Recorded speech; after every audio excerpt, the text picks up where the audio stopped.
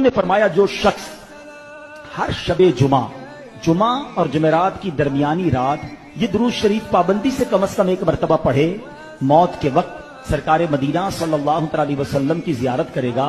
اور قبر میں داخل ہوتے وقت بھی یہاں تک کہ وہ دیکھے گا کہ نبی پاک علیہ الصلوۃ والسلام اسے قبر میں اپنے رحمت بھرے ہاتھوں سے اتار رہے ہیں۔ مل کر پڑھ لے، اللہم صلی وسلم وبارک